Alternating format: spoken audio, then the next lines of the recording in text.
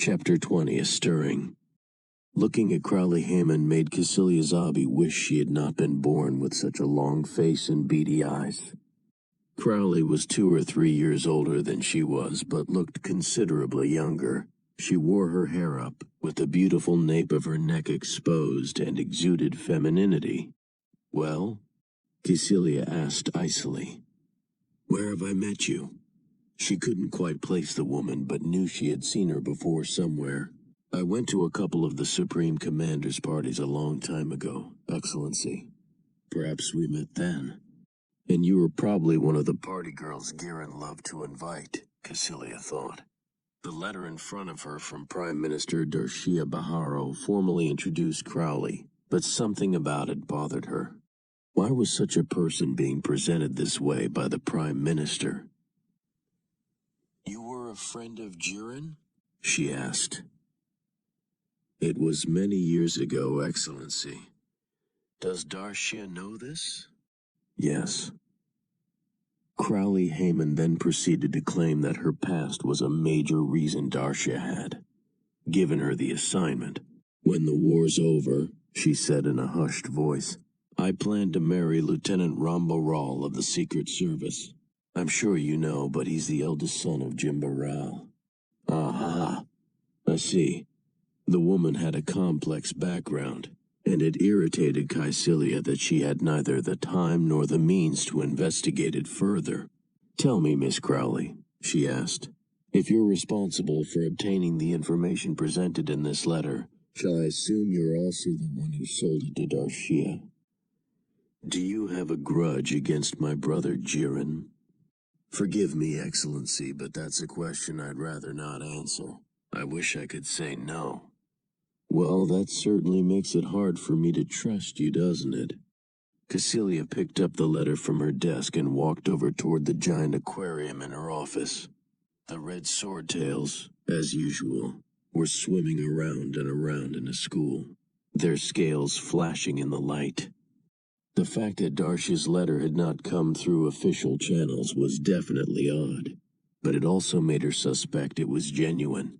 After the Federation Armada had mysteriously shifted its offensive away from Abawa-Ku to the Corregidor Shoal Zone, several regular transports from the Principality of Xi'an had arrived at the fortress, and Crowley Hammond had been aboard one. She carried false identity papers listing herself as one of Caecilia's household servants, and brought several trunks of Caecilia's personal effects. Trunks that had been hand-packed by one of Caecilia's senior domestics. Unknown even to Crowley, her elaborate cover had been arranged not only by Prime Minister Darshia Baharo, but by none other than Sovereign Degwin Zabi himself. She had been dispatched as a special emissary, but without Degwin's help she never would have made it past Giran Zabi's Secret Service agents. Cecilia's natural suspicions were aroused by the mysterious machinations behind Crowley's mission. That Darshia had tried so hard to protect her suggested that his own position had been compromised. He had written the letter on special paper that would dissolve immediately in stomach acid and hidden it in Crowley's belt buckle.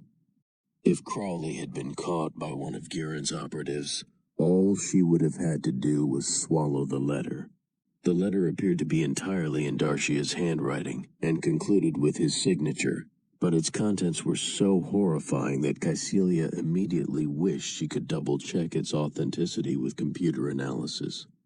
It was too bad the equipment for that was under the control of the commander of Abawa-Ku, Vice Admiral Randolph Weigelman, a fanatical supporter of Giran.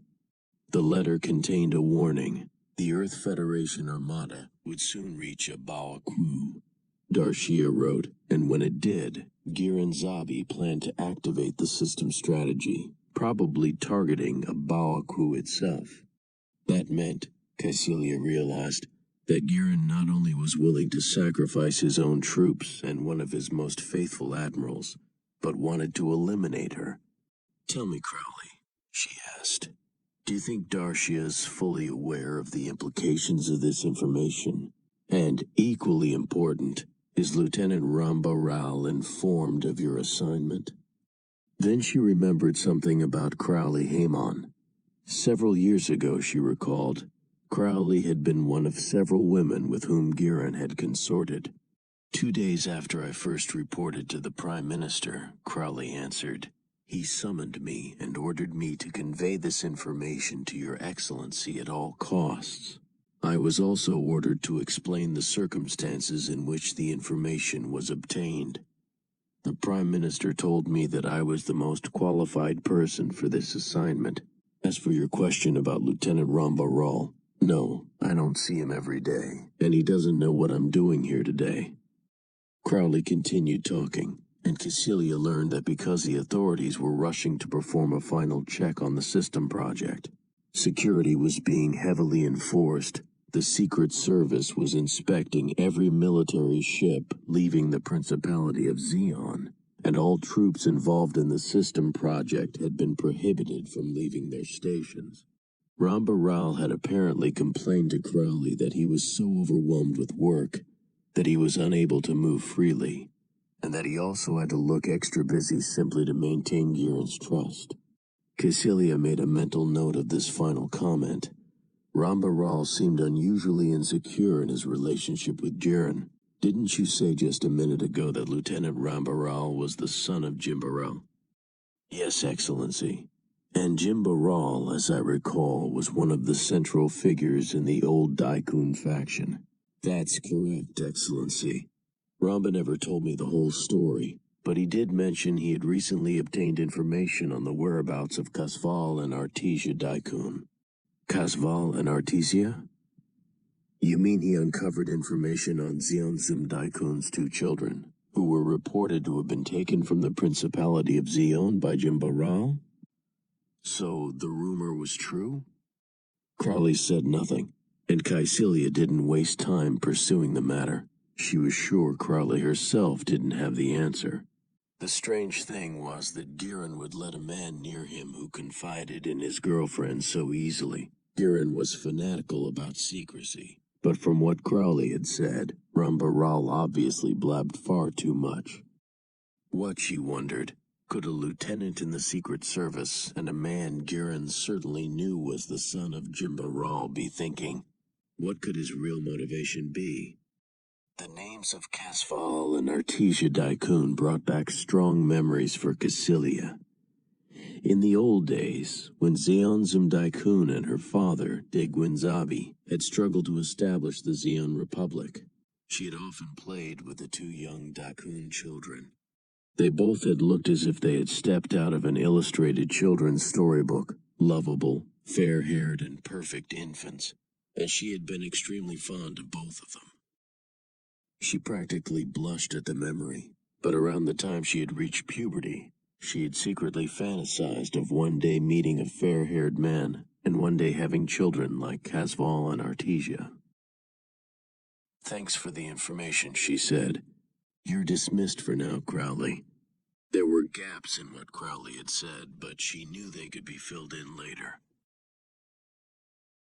And even if Zeon Daikun's 2 orphan children were still alive, it was inconceivable that they could have any effect on her current situation. The instant Crowley Haemon's purple suit disappeared behind her office door, Cecilia suddenly thought of something. Perhaps Lieutenant Rambaral felt nervous about his relationship with Giran precisely because of the information about the Daikun children. Perhaps they could affect what was going on. She stared at her office door and suddenly realized young Kasval's presence was much stronger in her subconscious than she had believed. She could almost imagine him walking through the door in front of her.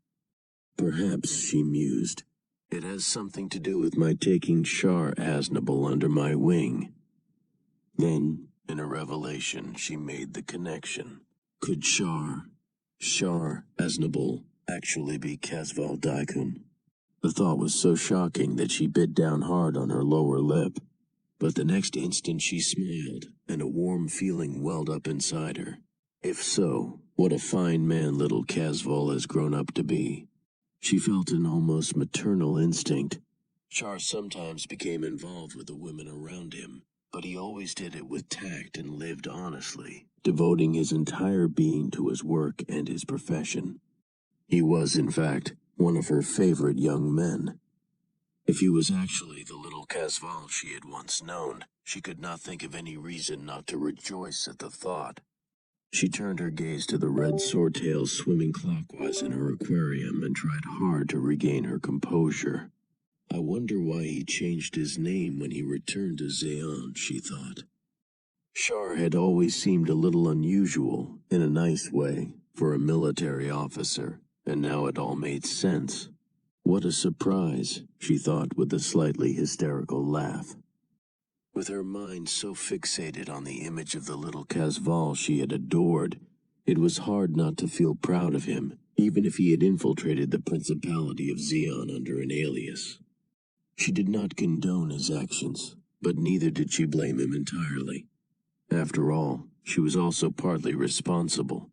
Something in her subconscious had prevented her from making the connection between Char and Casval. Perhaps, she thought, she had instinctively known that she could better use Char for her own purposes if she did not know his true background.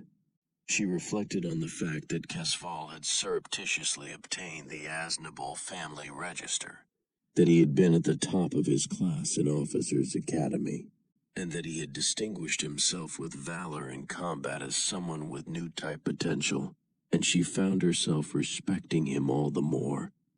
He had taken a roundabout way, but what pluck he had. If he had merely wanted revenge, she knew it would have been far easier for him simply to rally the remaining progressive forces on Zeon and use them to carry out an assassination plan. His methodology was beyond her comprehension, but she admired his idealism intensely. It reminded her of his father, Zeon Zum Daikun, who had tried to obtain power through the will of the people. Char, she thought, must be a true new type, a product of the space age. If she was incapable of objectively analyzing the situation and realizing how dangerous Char had actually become, she was nonetheless on guard. I can understand it in a way, Casval, she thought, as though addressing the lad of her memory. But you're still naive. Watch out. The real world, the adult world, is far more cunning than you imagine. Caecilia resolved to confront reality and act immediately on the information in Darshia's letter. She drank some coffee and issued several commands to her forces. Then she steeled herself and sent for Char Aznable. She knew she could still use him for her own ends. After all, he had sworn allegiance to her. If he pulled out his pistol and shot her on the spot, that would be her destiny. But he would be destroyed with her, which was an almost romantic notion. If, on the other hand, nothing happened, she was also prepared. She had always believed new types were like double-edged swords and had to be handled with extreme caution. In wartime, they could be used as weapons. In peacetime, they could be made into heroes or scapegoats, depending on the need. When the war was over, she planned to see how the general public felt about new types and champion the popular mood. Char Aznable would be an important asset for her then. But for now, as long as the war continued, she would let him be the hero. She would let him develop, and the stronger he became, the greater his destructive power would become. He would be her own personal weapon. Char, meanwhile, had not been oblivious to his position. He knew Caecilia was a schemer, and he knew why she had taken him under her wing.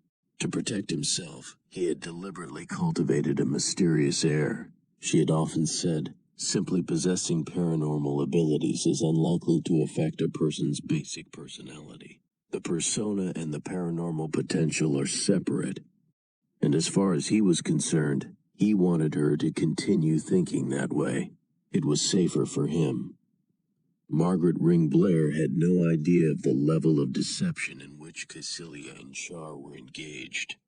As one of Caecilia's lower-ranking secretaries, she was privy to little important information, and her actual work primarily consisted of receiving mail deliveries and ushering people in and out of Caecilia's office. But after Crowley Hammond had visited Caecilia's office, Even Margaret could tell that something big was happening. It was evident from the way the head secretary rushed into the office and the way Sharaznable briskly walked right by her, ignoring her presence. He was radiating nervous energy. "I'll finish refitting my unit in an hour, Excellency," Sharaznable carefully announced. "Of course, we'd ideally like to have 2 Elmeths at our disposal." He knew it was out of the question. He had mentioned the Elmeths half in jest, hoping to diffuse the strange tension he felt in Kycilia. "Don't ask for the moon, Commander," she admonished him, interpreting him literally. "We do, however, have a bra-bro available, a suit developed at the same time as the Elmeth. It's still in the prototype stage, but would you like to try one out? As far as I know, there are 2 in the assembly hangar here on Abawa Ku." She turned on her intercom and casually ordered her secretary to arrange a visit to the hangar for Char. He detected both nervousness and condescension in her manner. She was acting overly flippant about the whole matter. He knew something was wrong, and then he heard her words. "By the way, dear Casval." Char understood immediately. He had long dreaded the day when his cover would be blown. But meeting Chaliabul had changed him, and what once had seemed terrifying was now merely an irritation and a disappointment. For if he had been a true new type, he ruefully realized, he would have been able to anticipate it. But he had not. He had had no idea that Kycilia knew. So much, he thought, for his own new type potential.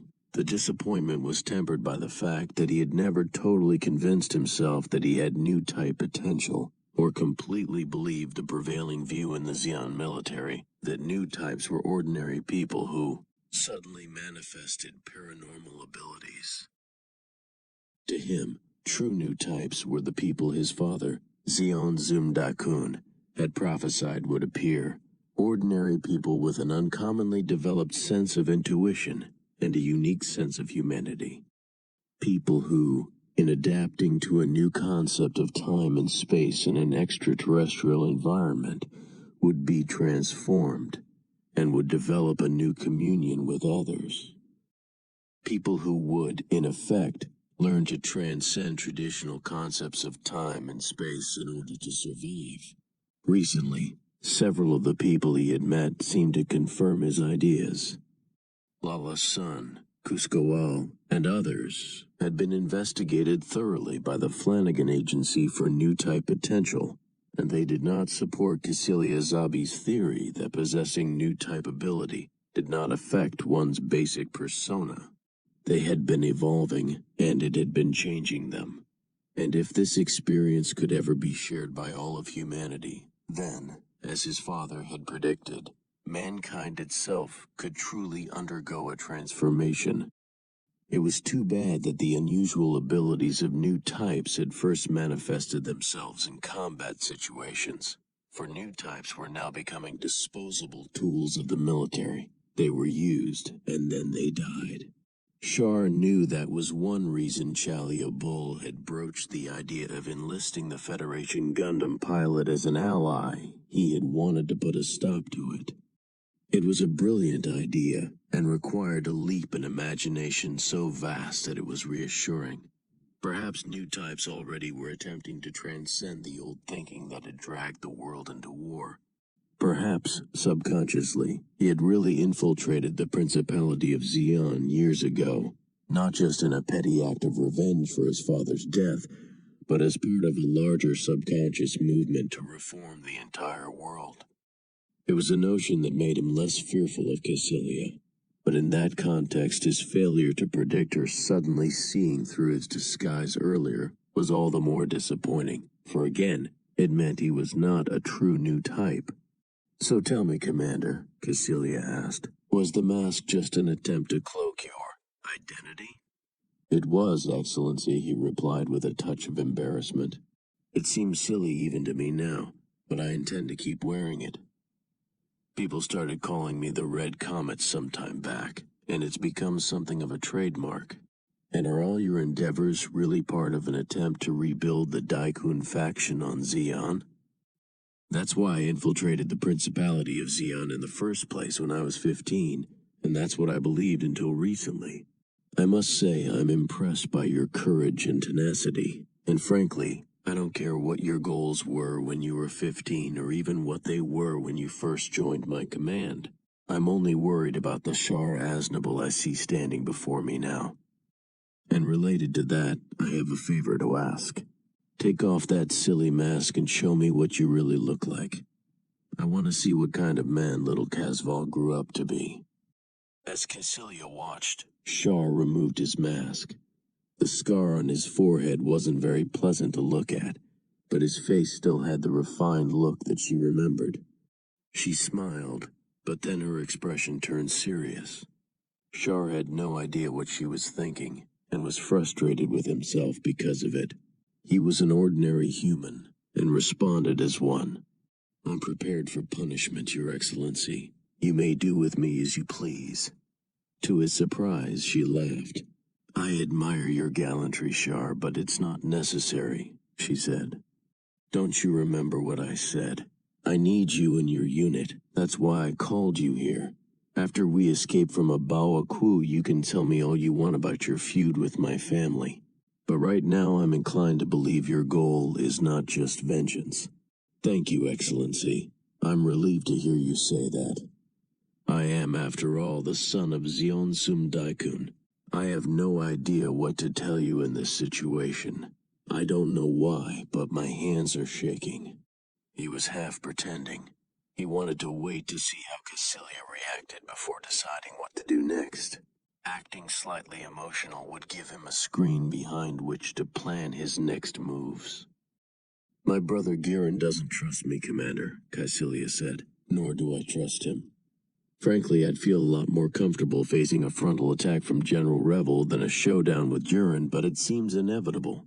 I'm planning to leave Abawa Ku and head immediately for Xeon.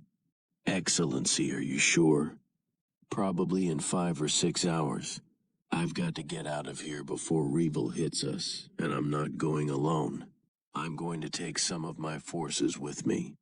But Excellency, if Cassilia was seriously thinking of staging a revolt against her brother, it would be far easier said than done. The central colony of the Principality of Xeon, Zoom City, had a defensive perimeter around it.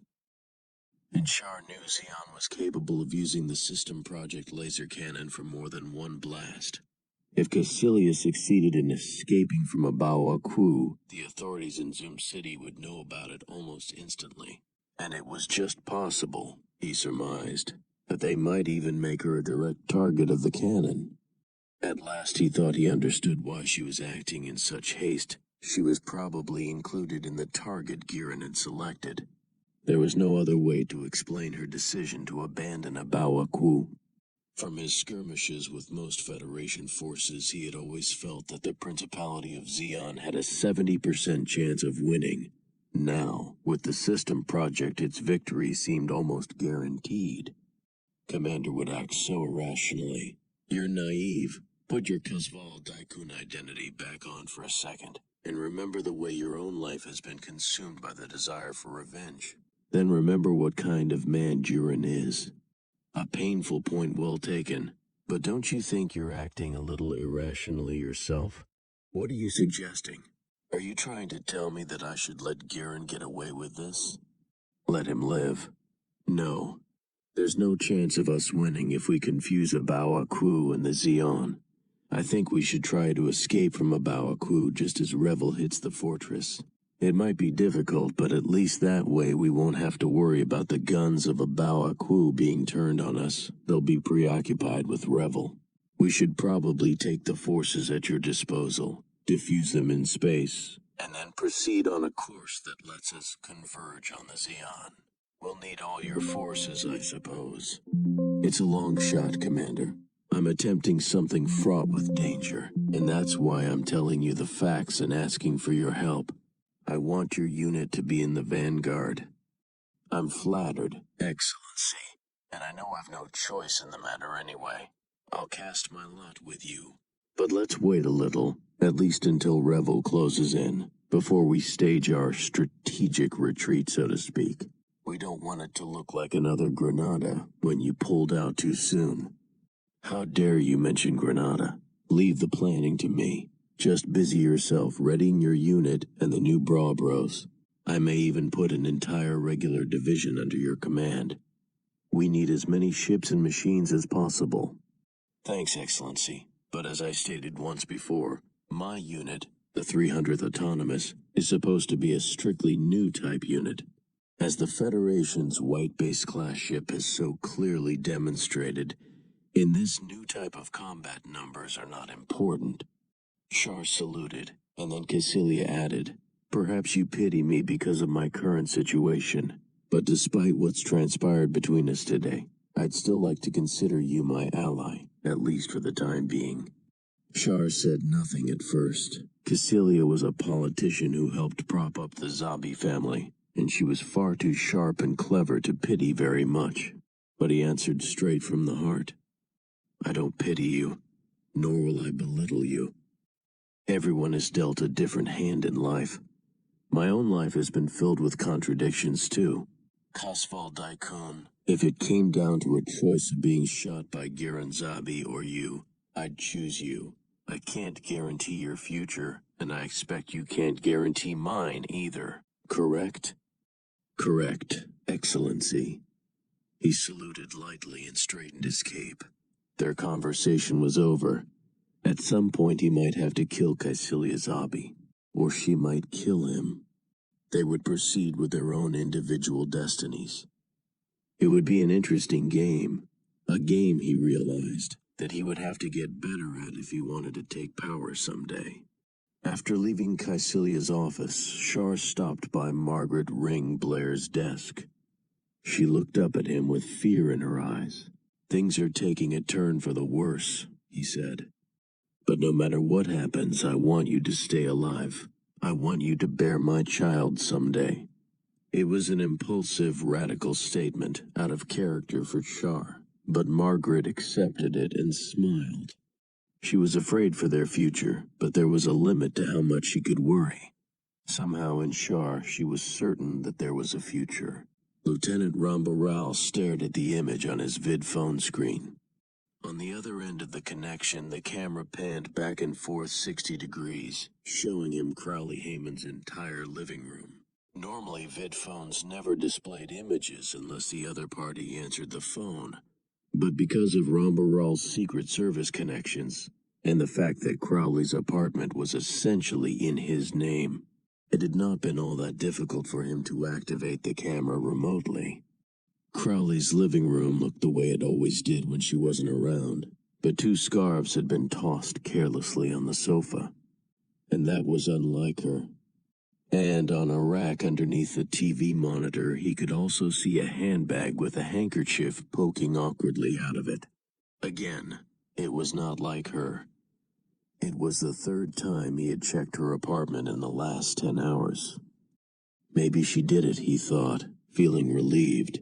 After informing the Supreme Commander of Charaznabal's real identity, Rambaral's Secret Service unit had been ordered to inspect all ships leaving the Zeon. The order had come so unexpectedly that some of his men had questioned the motive behind it, but they were in the Secret Service and always obeyed their orders. He, however, still wanted to know what was going on. He knew that many Zeon military units in the Mahar colony area had suddenly been prohibited from leaving the Principality of Zeon, which meant it had something to do with the system project. He also remembered something Garen had said at their last meeting that had puzzled him. "I've been thinking about settling matters once and for all. Don't worry about what happened with Kasval Daikun." At first, Ramba had thought that Garen was simply planning to assassinate Charaznabal, and he had been prepared to carry out such an order if necessary. But with the emergency order to inspect all ships leaving the Principality of Zeon, there was suddenly far more going on than apparent on the surface. Garen's overblown ego was clearly acting up again. Ramba thought of Crowley Heyman. She was a fine woman from a good Zeon family and loved him deeply, but she had been passed along to him from Garen, and he had never been completely able to shake off a sense of humiliation. She seemed to know how he felt, perhaps because she, too, had been humiliated by Giran. In fact, it would not have surprised him if she harbored a desire for revenge of her own. Ironically, their bond was strengthened by their relationship to Giran. To find out what was really going on, 2 nights earlier, Ramba had decided to contact an old comrade of his who worked as an SS unit leader in the Mahar area. To his surprise, he was easily able to obtain the information he needed. The man in charge of the Mahar project, Admiral Chapman Jerome, trusted the Secret Service unit attached to him, and in a moment of candor he apparently had let his guard down with them, telling them of the plan to change the Mahar axis so it could directly attack Abawa Ku, and boasting of a plan to get rid of Cecilia Zabi. The friend with whom Ramba had spoken, moreover, had been equally candid. "Whatever you do, Ramba," he had said, "don't mention any of this to anyone on Abawa Ku before we put our plan into action. We serve the Supreme Commander, so frankly, I couldn't care less about squabbles in the Zabi family. But this'll make Sovereign Degwin Zabi powerless and make it easy to get rid of Prime Minister Darshia Baharo. Then Zion will be ours. Things are starting to look good for you and me, Ramba," going along with the mood, had smiled, saying, "Right. Maybe we'll both get to visit Earth someday, after all." Now Ramba thought, perhaps the fates were presenting him with an opportunity. It was almost as if Crowley had come to him as part of a larger design, had understood what he was thinking, and had put his thoughts into action. The only proof he had was the fact that Crowley was not in her living room, but he wanted to believe it. Neither Crowley nor Cassilia are stupid, he thought. He took a sip of coffee, then he glanced at the schedule of ships leaving port that day, made sure none were leaving Zoom City for Abawa Ku, and stood up. One of his subordinates entered his office. "Sir, we heard a rumor that Crowley Heyman was spotted on a ship that left last night. Is it true, sir?" "Sorry, sir. We had 3 ships leave at the same time last night. And besides, we were told anyone with a pass from Her Excellency Caecilia should be allowed to leave. So we didn't feel the matter needed to be reported." "And who was watching the ships?" Ramba asked. "Ensign Tom Nishimura, sir." Just the sort of thing that damn fool would do." "Well, what the hell? When comes Ba Crowlick, I'll have a few words with her." "Yes, sir." Ramba Ral knew that Crowley could not have gone by herself to Cecilia Zabi, unless she had also had contact with Darshia Baharo. Furthermore, if she had posed as one of Caecilia's household members, it meant she was not operating alone but with the backing of a powerful organization. The main thing he worried about now was her safety, whether she would be able to escape from Abawa Ku before being ensnared in Supreme Commander Giran Zabi's plot. Several hours before the Pegasus II left the Corregidor Shoal Zone, General Revel visited on a launch from his flagship, the Drog. With his normally calm face flushed with excitement, he spoke to the core crew in the briefing room. "What you have accomplished," he said, "is next to miraculous. In one battle, the Pegasus II and its 3 mobile suits have done what normally requires a force 20 times your size. Frankly, I'm absolutely astonished." For the Pegasus crew, those were powerful words. After all, they were spoken by the man who, after being captured during the Battle of Loom, had managed to escape from the Principality of Zion. The man who had given the provocative, now famous speech, "Zion is exhausted," and provided the rallying cry for the Federation in its darkest hour. Some people called Revel a brilliant strategist. Others, behind his back, called him an agitator. Given Revel's tactical talents, the Federation might have better employed him as a strategist away from the front, but he had never been fully trusted in the higher levels of the Federation government, and he had therefore always been assigned to the front. Ironically, he probably preferred it. To the crew of the Pegasus, General Revel was a hero. "I'm convinced you are true new types," he told them. "And when this mission's finally over, I'll see that you're all advanced 2 ranks. But right now promotions aren't enough. I want you to fight for something even larger, something the Federation can't possibly reward with a mere promotion. We're embarking on the real Symbolo campaign now, and its success or failure hinges on your performance. This may sound strange, but I've realized that it's in the best interest of the entire world that you folks, even more than the Federation itself, succeed. I don't wish to indulge in pie-in-the-sky dreaming in the midst of a war, but I came to visit the Pegasus Tattoo today because I believe in you, because you have made me believe mankind may be capable of fundamental change. History may show that might makes right in war, but I believe the real victors in this conflict will not be the strongest, but those with the most just cause. It must be true. I came here today to ask your opinion, to see if you agreed with my ideas. Well, what do you, as new types, think? Amuro suddenly felt awkward and embarrassed. He and the other Pegasus, the second crew members, were all in their late teens or early 20s. Lieutenant Slegger Rowe was the oldest, and they had always been in awe of Revel. Now they felt like children suddenly asked advice by their grandfather. Bright, realizing their discomfort, stood up and answered first. "It may be true, sir," he said, "that we have achieved unprecedented results in a short time.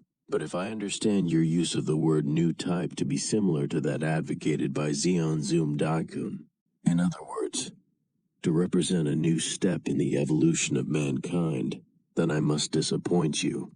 We're just ordinary people, sir, and not really qualified to answer your question.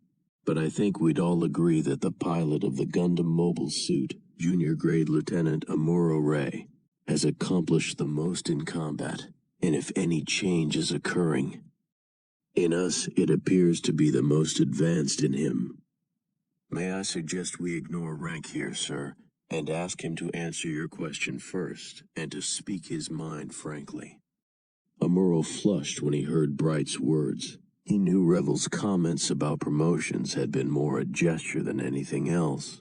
He had been promoted before to junior grade lieutenant, and the Federation military organization was so short of people and so in danger of collapse that everyone knew ranks meant little anymore, anyway. But to be addressed in such respectful terms by Bright made him feel as though he had finally crossed the threshold into adulthood. It was the doubts about his own ability that made him feel embarrassed. Revel shifted his gaze to Amuro and nodded approvingly, as did several of his aides. "I've heard a lot about you, young man," he began, "and I'd love to know how you managed to pull off such a feat out there. But first, what do you think of what I said?" Amuro stood up, shifted awkwardly, then straightened, and tried to meet Revel's gaze directly. It was not easy speaking in front of the brass, but then he felt the stares of his comrades and turned around. Salamas was looking at him with a warm, encouraging expression. He felt inspired and turned to face General Revel again. "Thanks for the compliments," he began. "To start with, sir, even I'm not sure what's going on. But you did say you thought the victors in this war would be those with the most just cause, and to be blunt, I have a problem with that. In all the war stories I was raised on, the authors extolled the merits of a just cause, but they already knew the outcome of the conflict. They started with a conclusion and adapted the record to fit it." "A point well taken," Revel quickly replied with a chuckle. Everyone in the room smiled. "Yes, sir," Amuro answered. "I've already discussed my theories on tactics many times with those in this room, so I'm going to spare them the repetition. But let me speak frankly about 3 things I've experienced. Things I haven't told even my closest friends. Things that might help you understand what's going on." He then proceeded to tell the story of his contact with Lala's son on the Texas colony, and with Char Aznavour and Cusco Al in the Corregidor Shoal Zone. Both Lala's son and Cusco Al were operating a rounded, flame-shaped type of mobile armor called an Elmeth, he said. Machines specifically designed for new types. with some sort of thought-activated control system that can amplify consciousness, even project it at another human. But when I encountered Lala's son, the pilot of the first one, I had absolutely no knowledge of the system, and I was able to communicate with her without it. Shar Aznabul's another case in point. I ran into him around the same time I contacted Lala's son and sensed him as an interruption, a static-like sound in the midst of my communication with her. But later, during the skirmish in Corregidor, I was actually able to talk with him. His communication to me was simple, like a threat to kill me, but it was as clear as if he had spoken out loud. There was no mistaking it. He was reacting spontaneously to the thoughts I was emitting. Dozel's unit, Kai interjected. Me? Sayla looked up on hearing her name and hesitated. She glanced at Revel as if asking for permission to speak. One of Revel's aides quickly bent over and whispered in the general's ear. "Let's hear her out, sir. She's the petty officer that saved the Pegasus crew on Texas. I'm damned curious about what she has to say, sir." "Curious," Sayla echoed, overhearing. "That's right. We did a background check on you," the officer announced. "Oh, I see," she said softly, suddenly realizing that her secret was out. Steeling herself, she continued. "Then let me preface what I'm going to tell you. I joined this ship as a civilian, but I'm proud of the fact that I'm pulling my weight around here." Revel gently interrupted. "We're aware of that, Artesia Som Daikun. And let me add, it pleases me to be able to address you by your true name." Sayla's crewmates were the most shocked.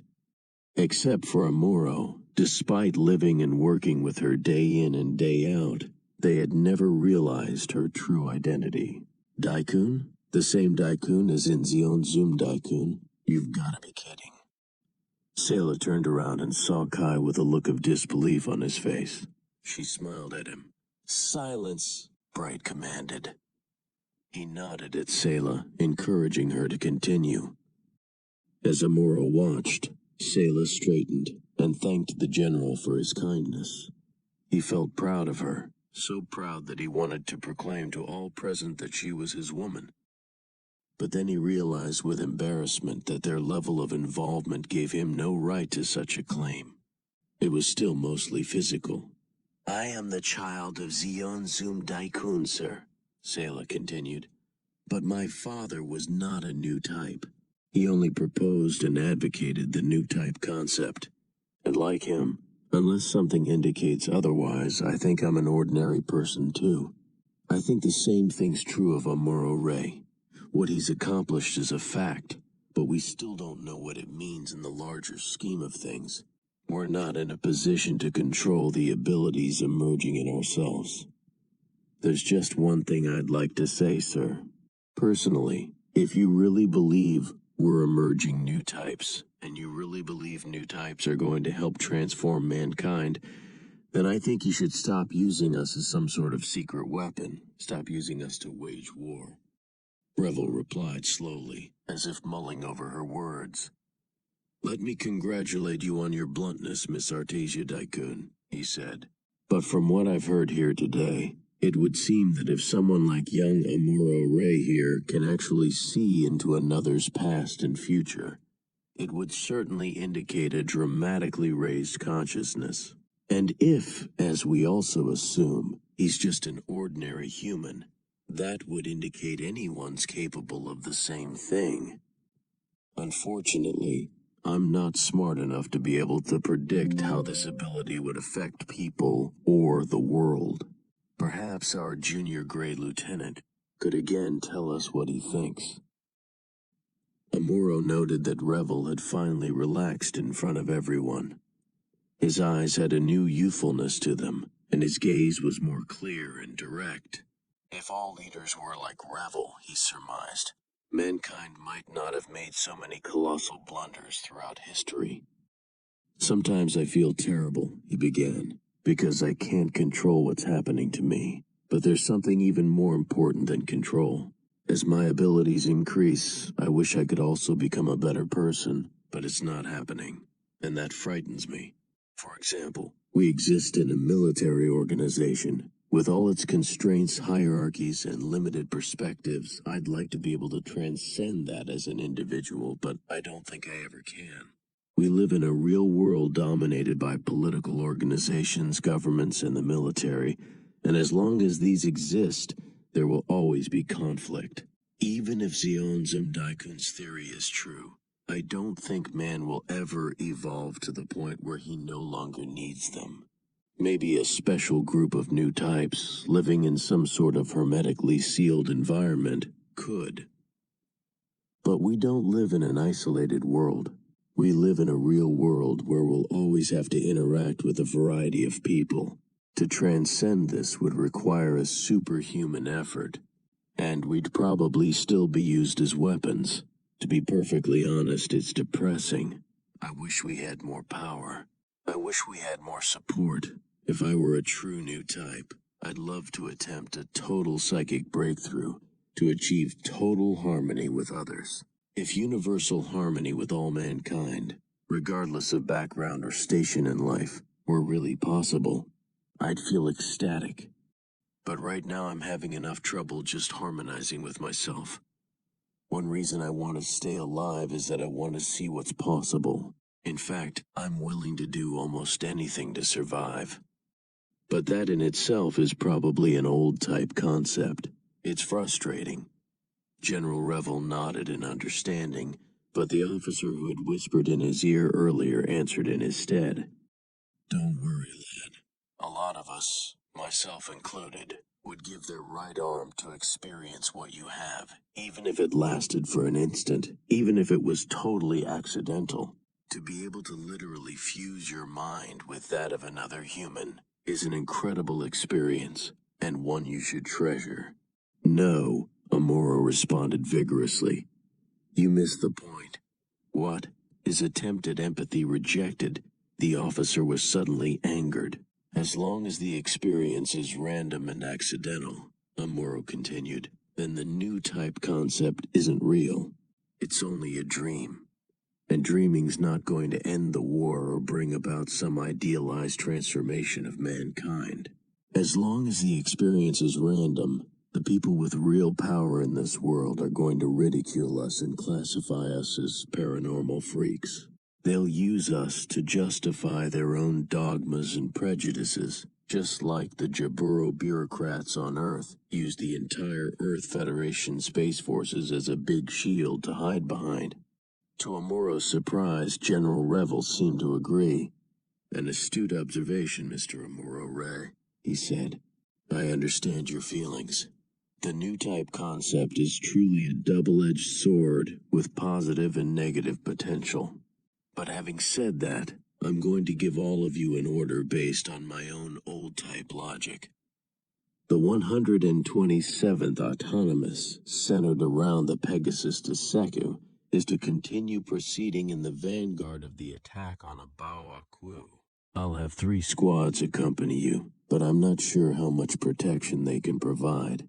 As the conflict escalates, I want you all to begin evaluating the situation autonomously, and to feel free to take independent action.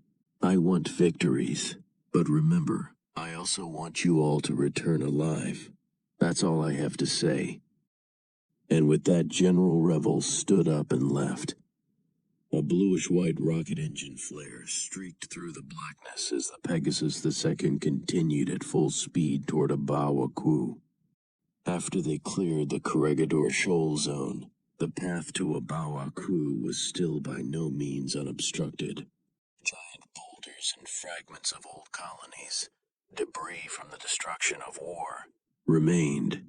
But this time the ship tried to use the obstacles as cover, zigzagging forward from one to the other after identifying them with laser sensors. At the helm of the ship, Mirai Yashima understood why her skipper had decided to employ such an unorthodox tactic and marveled at the way human psychology worked. The debris couldn't afford complete protection, and there was even a possibility of enemy Zakis lurking in ambush. But nonetheless, the crew clung to the meager security it afforded. When she looked out at space, at first, nothing would seem to be moving. Then she would suddenly spot a huge rock or a fragment of an old colony bearing down on her, and it would fill her entire field of vision. She would quickly check the laser sensor monitor built into the wall, get a reading on the size of the obstacle, and then, while coming so close that she could see the details on its surface, start to maneuver around it and head for the next one. It was a frightening responsibility. The Pegasus II possessed an automatic avoidance system, but it was often necessary to override it manually, and that decision and job was left entirely to her. Aggravating the problem, the debris was all backlit, and in the vacuum of space it was hard to deduce size visually. On Earth, the atmosphere tended to blur shapes in the distance, but it also created a sense of distance. Without atmosphere, there was almost no way to get a true perspective. Laser sensors gave readings of size and distance, but in combat zones with a high concentration of Minovsky particles, they were often inaccurate. The entire crew of the Pegasus II was dressed for combat. All officers wore pistols strapped on top of their normal suits and life support kits. None of them knew when, if ever, they would be able to take the uncomfortable suits off again. Made her scalp tingle. She felt strangely out of place and wondered what in the world she was doing piloting the ship through such an absurd situation. Too bad I can't quit, she thought. I'd feel a lot safer farther back. She did not mean to the rear of the unit. She meant someplace far, far removed from the world of combat. She wasn't even sure if such a place existed anymore. She had left her home in Earth's Far East at the age of 10 with her father. He was a second-generation politician from a family famous throughout the Federation, but he was also a self-righteous idealist who had nothing but loathing for the Federation. Unable to stand the machinations that were part of normal government in the Federation, he had volunteered for life as a colonist and left with her to live in space on Side 2. Just before war broke out between the Principality of Zeon and the Earth Federation, she had returned to her birthplace on Earth for a visit. But then war had erupted, and her entire family had been destroyed along with most of Side 2. In reaction, Mirai had volunteered for service and been assigned to the Earth Federation Space Forces. Because of her name and connections, she could have easily asked for a post in the rear, away from the action. But she had refused.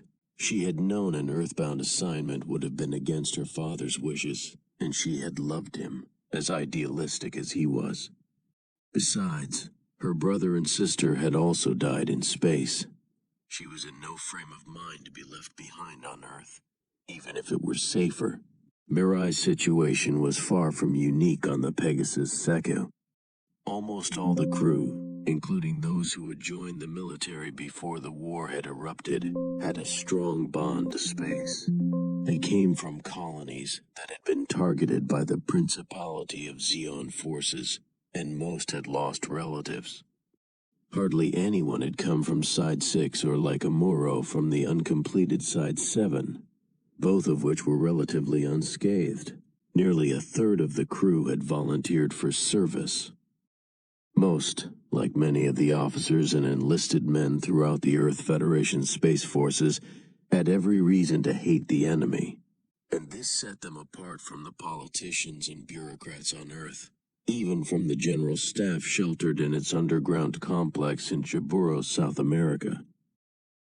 The gap in consciousness between those on Earth and those on the front lines in space was probably inevitable, but it didn't seem right to Mirai. She had inherited her father's idealistic streak and abhorred the current makeup of the Earth Federation establishment. She knew the fear she felt standing on the bridge of the Pegasus was something the officials sheltered underground in Jaburo would never understand.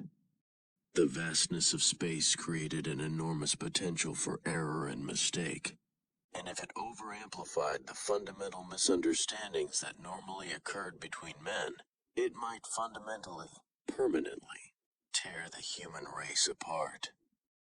Perhaps, she thought, that was why humanity so yearned for the transformation that the new type concept symbolized. She stood steady at the helm, mustering every ounce of strength in her arms to counter the fear that surged through her body. She was thankful for the weightlessness because it made it easier to stand. In fact, it made it just as easy as sitting or lying down. All she had to do was turn the electromagnets on her boots on maximum to hold her in position on the floor. Suddenly, an enormous fragment of a space colony wall, perhaps 1/3 of the original structure, soared into view, and in her earphones she heard her skipper yell, "Mirai!" For a second she wondered if she had been dreaming. The port side of the ship shuddered as the Pegasus heaved up and over the colony fragment, just barely clearing it. Bright's voice echoed again. "Don't think about it, Mirai. Just look straight ahead and steer. Ignore the laser sensors. Turn the damn things off. Put your mind on automatic." Everyone on the bridge, she knew, was getting nervous. Then she heard Ensign Mark Cran's angry, reprimanding voice cut in on top of the skipper's. "We've broken through the second combat line. Mobile suits launch in 5 minutes." "What?" "It'll work out. Have faith. Have faith." You were shaking back there like a leaf yourself. "I was. I admit it. But the Pegasus'll make it, sir." "This one of your new type premonitions?" "Interpret it any way you want," Mirai answered. Then she turned to Sayla. "You agree with me, don't you?" Sayla swallowed hard and replied, "Yes, but we might have to make some sacrifices." Something about her response was unsettling to Bright. "You all right, Sayla?" he asked. "Yes, sir," she answered. "I'm just a little scared, too, that's all." "Hey, what's going on?" Bright said, pushing the issue. "Mirai just said we ought to have faith. I believe what Amuro said to General Revel earlier. But if we don't get through the jam we're in now and work to end this war fast, what he said'll never come true. If Jiren Zabi wins, forget about the whole new type concept, as Zeon Zum Daikun expressed it." "But Skipper," Mirai cautioned, "you can say the same thing if the Federation wins." "The Federation's not all that different in its attitude to new types. But if the Federation wins, we'll at least have some more time to think about what to do next." "Not so if Jiren Zabi does," Bright retorted. It was an idea Mirai found hard to disagree with.